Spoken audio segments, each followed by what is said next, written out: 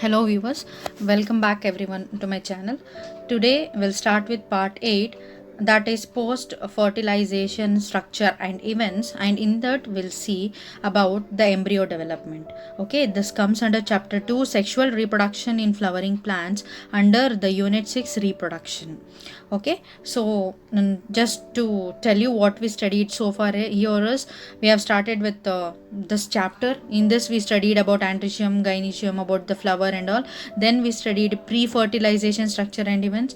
Okay, that is the events which are happening before the fertilization. Now we have started with the events and what are all the structures involved in this event after the fertilization, that is called as post fertilization. Okay, so in part 7 we studied that about the endosperm development. Okay, how the endosperm will develop, that comes of in post fertilization structure and events. Okay, what is post, which is occurring after the fertilization. This is the this thing which we have studied. So in embryo development, here we'll see how the embryo will develop. Last time we studied how the endosperm will develop. Okay, what is this, how the embryo will develop? Here is, you can see in the diagram here, embryo develops, okay, at the micropylar end of the embryo sac where zygote is situated. Okay, if you remember the structure of the embryo sac, there are two end, one is micropylar end and another one is chalazal end. Okay, there you have micropylar end is the end where actually your embryo will start growing. Here you can see in the diagram this structure, this part is called as micropylar end. Here you can see the development of the embryo. Okay, and here endosperm has been developed. Here you can see this. Okay, here also, here oospore and here embryo. Here nuclear type of development you can see, here cellular type of endosperm development, and there you can see how the embryo has been also developed. Okay, then what happens is, most of the zygotes, what they'll do is they divide only after formation of certain amount of endosperm. Okay, so how they'll develop is after the formation of the endosperm. Why it has to be there, why endosperm is very very important? Okay, why that embryo will develop or zygote will divide after the formation of the endosperm? Why? Because it is the adaptation to provide nutrition to the developing embryo. I said you endosperm will give the nutrition to the developing embryo, right? So for that what happens is, before the embryo starts developing, the endosperm develop. Why? Means it will give the nourishment to the developing embryo. Okay, because the embryo has to develop, no, because of for that it needs the energy, and that nutrition is provided by the endosperm here. So what now, though the seeds differ greatly, okay, there are differences in both the dicot and monocot seeds, they both differ. Okay, but still what happens is their embryogeny is same. What is embryogeny? Early embryonic development, how the embryo will develop in the early stages, that stages remains the same. Okay, even though the seeds are different. What happens is, both in monocots and dicots, even though the seed is different, its embryogeny is same. What is embryogeny? Early embryonic development is same.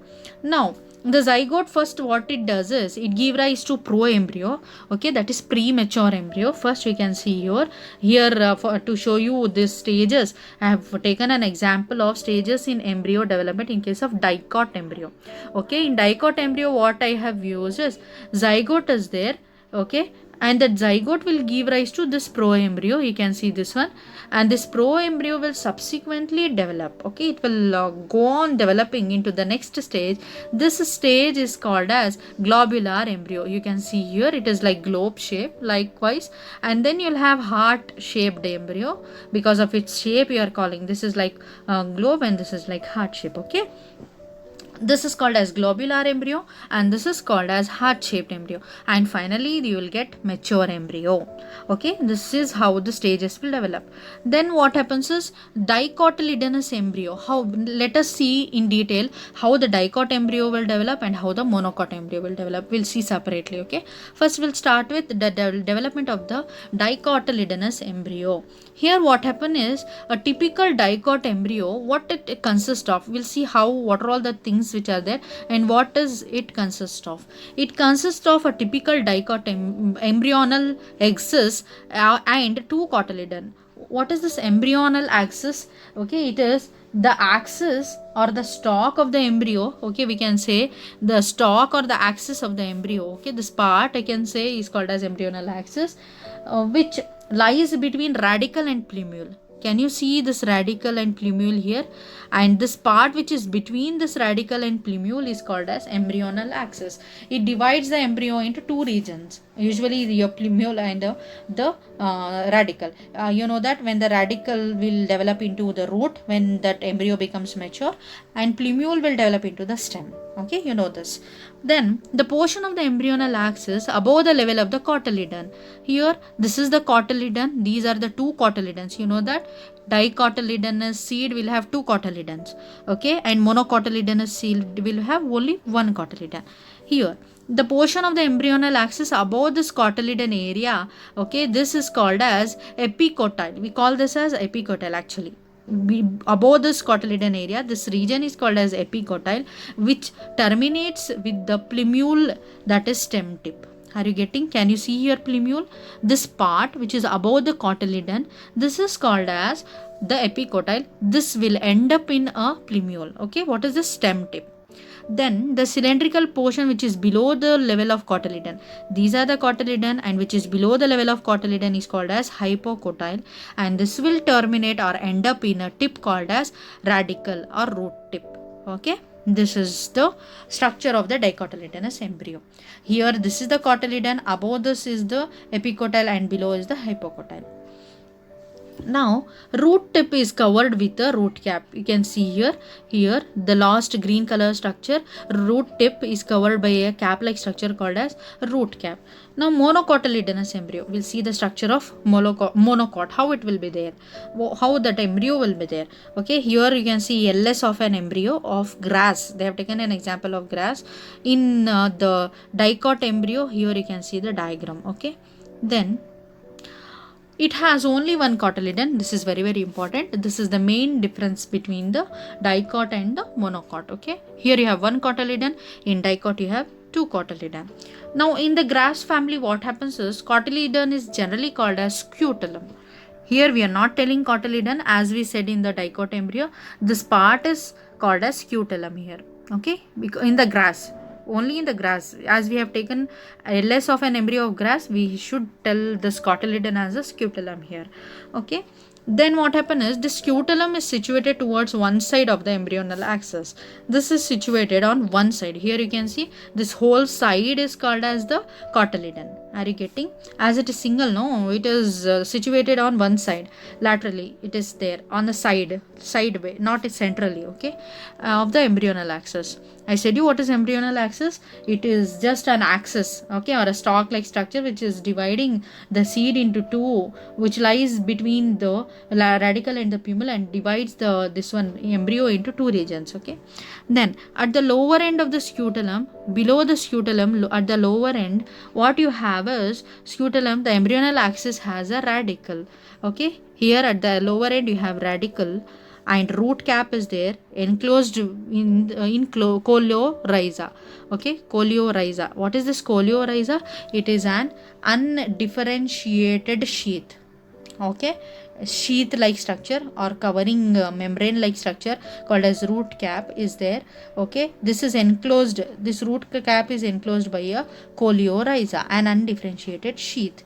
Are you getting? At the lower end of the scutellum or the embryonal axis, you are having a radicle, and root cap is there, radicle is there, and next to that comes the root cap, and this root cap is enclosed, okay, or covered by coleorhiza, which is an undifferentiated sheath. Then portion of the embryonal axis above the level of attachment of scutellum is called epicotyle. Okay, here attachment is stopped there. Here it is not attached. You can see it is free, right? Okay, it is not attached. Here it is attached. Then this part is called as epicotyle. Okay, epicotyle is there, and then it has a shoot apex. We can see shoot apex is there, and this has a few leaf primordia is there, which is enclosed in a coleoptile. Okay, what is coleoptile? A hollow foliar structure. What is this foliar? Foliar means related to leaves. Then what is leaf primordia? Leaf primordia are nothing but a group of cells that will form into new leaves. Okay, it is just a group of cells that will develop as a leaves when the plant become mature or when the embryo will develop. Okay, this is about the structure of the dicot embryo and development of the dicot embryo. Okay, so I'll tell you once again. We have started with part 8, that is embryo development in post fertilization structure and events. So we have seen that the embryo will develop at the micropylar region or micropylar end of the embryo sac. Okay, and here most of the zygote will divide after the formation of the endosperm. Why? Because endosperm will provide the nutrition for the development of the embryo. Zygote will divide to give the embryo here. Okay, and the seeds may be different in dicot and monocots, but their embryogeny is same, that is early development is same. Okay, here you have seen the stages in the development of the embryo. Commonly zygote will divide to give you pro-embryo, then you'll have globular embryo, heart-shaped embryo, then finally you have mature embryo. Okay, this is the structure of the dicot embryo. Here there is an LS of a dicot embryo where you can see embryonal axis is there and two cotyledons are there. Okay, and the portion above the level of the cotyledon is called as epicotyle. Okay, which terminates with the plumule or the stem tip, and lower portion of the cotyledon is called as hypocotyle, that terminates with that of the radicle or root tip. Okay, then that root tip is covered by a cap like structure called as root cap. Then what about monocotyledon embryo and how it is developed and what is its structure? Here it has only one cotyledon, you have to remember, and in grass family it is called as scutellum. Cotyledon, for cotyledon we are calling it as scutellum. This is important. Okay, you have to remember it. Then what happened, as you know, same thing, embryonal axis is there, and the portion which is lower to that will give you radicle and root cap. Okay, and both are enclosed in coleorhiza, and which is above this particular part level of the attachment, above the level of the attachment of the scutellum you have epicotyle. Okay, and that epicotyle has a shoot apex which has a few leaf primordia are there, which is enclosed in a coleoptile. It is a hollow, means empty foliar structure. Foliar is also giving rise to leaves. Leaf primordia will also give rise to, these are a group of cell which will give rise to the leaves when the embryo will become a mature plant. Okay, so with this I'll stop today's class. So that is about the development of the embryo. Okay, so thank you everyone for watching.